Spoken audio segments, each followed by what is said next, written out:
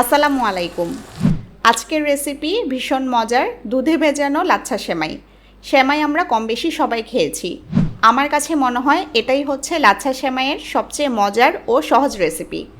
ঈদ অথবা যে কোনো আয়োজনে এভাবে লাচ্ছা সেমাই তৈরি করে দেখতে পারেন। এছাড়া নাস্তা হিসেবেও সকালে অথবা বিকালে যে কেউ বেশ পছন্দ করবে। কথা না বাড়িয়ে চলুন রেসিপিটা দেখিয়ে দিই। ভীষণ মজার লাচ্ছা সেমাই রেসিপির জন্য প্রথমে আমি চুলার মিডিয়াম আঁচে একটা প্যান গরম করে নিচ্ছি। এরপর প্যানে দিব ঘি। আমি এখানে লা অর্গানিকা ব্র্যান্ডের দেশি গাওয়া ঘি নিয়েছি। আমার কাছে এই ঘিটা স্বাদে ও গন্ধে একদম অথেন্টিক লাগে। আমি 4-5 টেবিল চামচ ঘি প্যানে দিয়ে দিব। ঘি একটু বেশি দিব, কারণ বাদাম কিশমিশ ও সেমাই ভাজবো।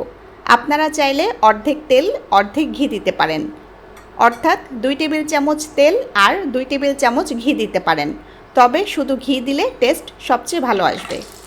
এরপর ঘিতে দিয়ে দিচ্ছি কাজু বাদাম, চপ করিনি, আস্ত রেখেছি। এরপর দিচ্ছি কাঠবাদাম চপ করে নিয়েছি। আর দিচ্ছি কিশমিশ। এগুলো আপনারা আপনাদের পছন্দ মতো পরিমাণে দিয়ে দিবেন। এখন নেড়ে সব কিছু হালকা রোস্ট করে নিব।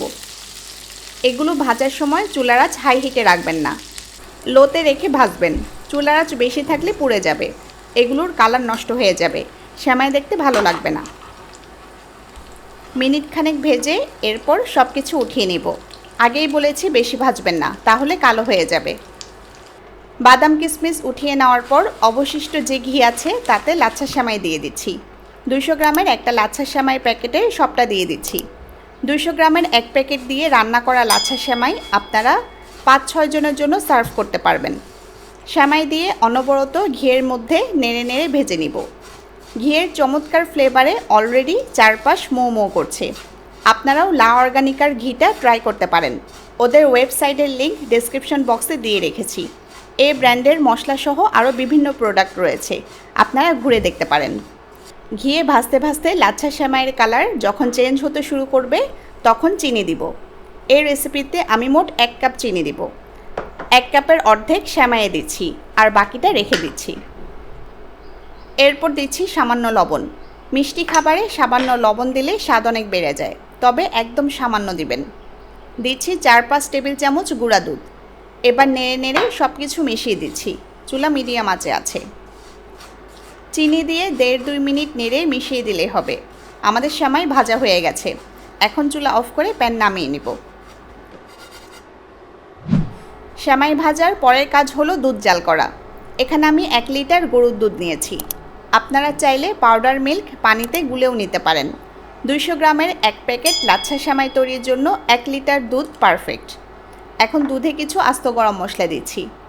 এখানে 5টা এলাচ, 3 টুকরা দারচিনি আর তেজপাতা দিলাম। এগুলো দুধে সুন্দর ফ্লেভার যোগ করবে। আর দিচ্ছি চিনি। আপনারা মিষ্টি কেমন চান সে অনুযায়ী চিনি দিবেন। আমি মোট 1 কাপ চিনি দিলাম। সেমাইয়ের মধ্যে অর্ধেক দিয়েছি আর দুধে বাকি অর্ধেক দিলাম। এবার নেড়ে নেড়ে দুধ হাই হিটে জাল করে নিব। দুধ জাল হতে থাক, এ ফাঁকে আমি ভাজা সেমাইটা পাত্রে সেট করে নিব। আমি কাচের ছড়ানো পাত্রে সেমাই সেট করব, সেজন্য ভাজা সেমাইগুলো পাত্রে নিয়ে নিচ্ছি। এরপর পাত্রে সমানভাবে এগুলো ছড়িয়ে দিব। সেমাই ছড়িয়ে দেওয়ার পর এবার ভাজা বাদাম ও কিশমিশ ছড়িয়ে দিচ্ছি। সবগুলো বাদাম কিশমিশ দিব না, কিছুটা রেখে দিব। এগুলো ফাইনাল ডেকোরেশনের সময় দিয়ে দিব। সেমাই সেট করা হয়ে গেছে। এদিকে দেখুন দুধ ফুটতে শুরু করেছে। আপনারা চাইলে দুধ জাল করতে করতে কিছুটা ঘন করে নিতে পারেন, তাহলে স্বাদ সবচেয়ে বেশি ভালো হবে।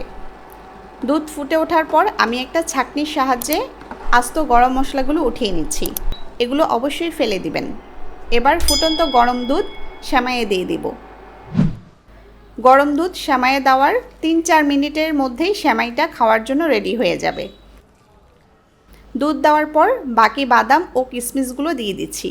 এতে সেমাইটা দেখতে বেশ আকর্ষণীয় লাগবে। সেমাইটা এখনই গরম গরম খাওয়া যাবে, তবে অনেকে ফ্রিজে রেখে ঠান্ডা করেও খায়। এক একজন এক একভাবে পছন্দ করেন। ঈদে এভাবে লাচ্ছা সেমাই ট্রাই করতে পারেন।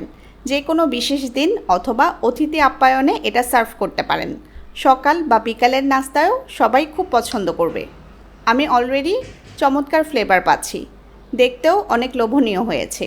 বাসায় ট্রাই করে জানাবেন কেমন হলো। আরও কী কী রেসিপি চান তাও কমেন্টে জানাতে পারেন। সবাই ভালো থাকুন, সুস্থ থাকুন। আল্লাহ হাফিজ।